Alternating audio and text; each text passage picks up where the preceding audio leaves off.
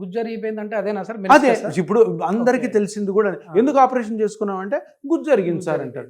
గుజ్జు అరిగిన దానికి గుజ్జును పెంచాలి కానీ మొత్తం మోకాలు ఎందుకు తీయాలి? స్టేజెస్ మేము చూడం, మేమేం చూస్తాము ఇక్కడ ఏది దెబ్బతింది. కొన్నిసార్లు లిగమెంట్ ఒక్కటే దెబ్బతిని ఉంటుంది, లిగమెంట్కి పిఆర్పి చేస్తాం. ఒకసారి గుజ్జు అరిగి ఉంటుంది, గుజ్జుకి ట్రీట్మెంట్ చేస్తాం. సో అట్లాగే ఏ పార్ట్ అయితే డ్యామేజ్ అయిందో ఆ పార్ట్ని కనుక్కొని ట్రీట్మెంట్ చేస్తాం కానీ స్టేజెస్ మేము చూడం. నా దగ్గర స్టేజ్ 4 వాళ్ళు రావచ్చు, స్టేజ్ 3 రావచ్చు, మేము చూడం. మేము చూసేదంతా కూడా పేషెంట్ని క్లినికల్గా ఎగ్జామిన్ చేసిన తర్వాత ఒక స్కాన్ చేస్తాం. ఆ స్కానింగ్లో పేషెంట్ చెప్పే నొప్పి ప్లస్ స్కానింగ్ కానీ కొరలేట్ అయినాయి అనుకో, దాన్ని స్కానింగ్లో కనుక్కొని దాన్ని ట్రీట్ చేస్తాం. ఇప్పుడు గుజ్జే అరిగింది అనుకోండి, ఇగో ఇట్లా అరిగి ఉంటుంది, ఇక్కడ చూడండి ఎర్రగా అయింది, ఇది నార్మల్గా ఉంది. ఇప్పుడు ఈ పేషెంట్లో ఇక్కడ అరగడం వల్లనే నొప్పి వచ్చింది కాబట్టి మోకాలంతా ఎందుకు తీయాలి? దీన్ని మళ్ళీ ఇట్లా చేస్తే లాజికల్గా సైంటిఫిక్గా కరెక్ట్ అవుతుంది, కరెక్ట్ అయ్యి నొప్పి తగ్గుతుంది.